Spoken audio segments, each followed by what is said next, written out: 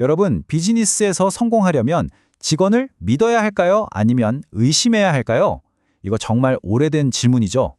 오늘은 바로 이 신뢰의 효율성이라는 개념으로 그 답을 한번 찾아보려고 합니다. 자, 이야기를 경제학의 아버지 애덤 스미스의 아주 유명한 말로 시작해 볼게요. 이기심이야말로 우리 세상을 굴러가게 만드는 진짜 엔진이다. 이런 주장이었죠. 이론은 진짜 간단해요. 그냥 각자 자기 이익을 위해 열심히 일하면 그게 모여서 사회 전체의 이득이 된다는 거죠. 고전 경제학의 핵심, 바로 이겁니다. 이게 가장 효율적인 방법이라는 생각이에요. 그런데 말이죠. 이게 이론이고 현실, 그러니까 우리가 실제로 회사를 운영하는 방식을 딱 들여다보면요. 여기서 아주 재미있는 충돌이 발생합니다. 지금 보시는 것처럼 경제학자의 관점과 경영자의 관점이 완전히 달라요. 경제학은 인간은 이기적이니까 감시해야 한다고 말하는데 경영학은 아니다, 동기부여하고 팀워크를 만들어야 한다고 하죠. 이건 거의 정반대 이야기잖아요. 정말 흥미로운 지점이죠. 그러니까 만약에 경제학 교과서에 나온 대로만 회사를 운영한다면 어떻게 될까요?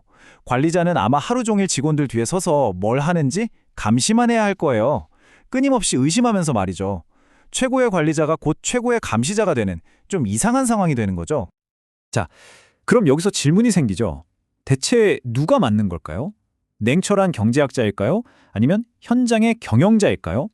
이 질문에 대한 답이 바로 조직과 사람이 진짜 어떻게 움직이는지를 보여주는 열쇠가 됩니다.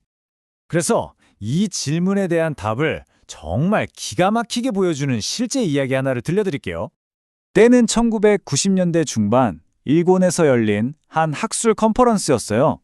거기서 경제학자들이 모여서 아주 뜨거운 토론을 하고 있었죠. 주제는 사람이 진짜 자기 이익만 생각한다면 정부 정책 같은 게 과연 효과가 있을까? 하는 거였어요.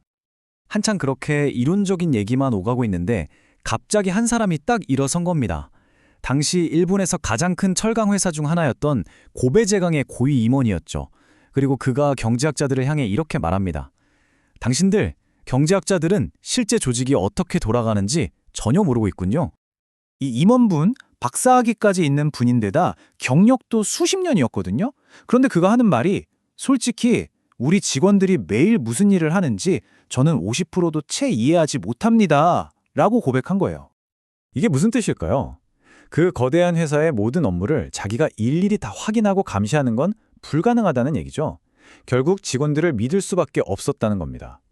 회사는 직원들이 자기 이익만이 아니라 회사를 위해 일하고 있다는 그 믿음, 그 신뢰 위에서만 돌아갈 수 있었다는 거죠. 그러니까 신뢰는 선택이 아니라 생존을 위한 필수 조건이었던 겁니다. 그리고 그 임원은 여기서 한 걸음 더 나아가요. 만약 그 신뢰가 깨지면 조직에 어떤 끔찍한 연쇄 반응이 일어나는지를 설명하기 시작합니다. 그는 이렇게 질문을 던졌어요. 만약 우리가 직원들을 의심하기 시작하면 직원들은 대체 왜 회사에 충성을 해야 하죠? 이 질문에 모든 답이 들어있습니다. 경영진이 의심을 품는 순간 그 불신이라는 메시지는 팀 전체에 아주 명확하게 전달되는 거니까요. 자, 이 과정이 어떻게 진행되는지 보세요. 먼저 1단계, 관리자가 최악의 상황을 가정하고 모든 걸 감시하기 시작해요.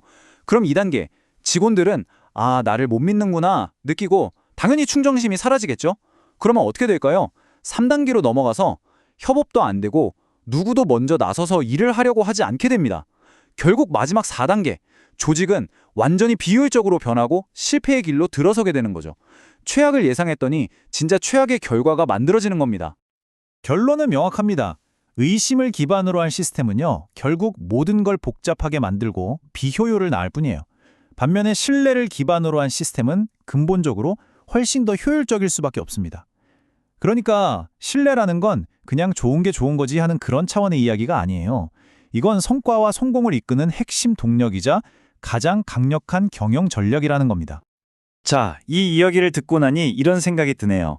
여러분이 속한 조직은 지금 어디에 서 있나요? 혹시 불필요한 의심으로 운영되고 있나요? 아니면 서로에 대한 신뢰의 힘으로 앞으로 나아가고 있나요? 한 번쯤 생각해 볼 문제인 것 같습니다.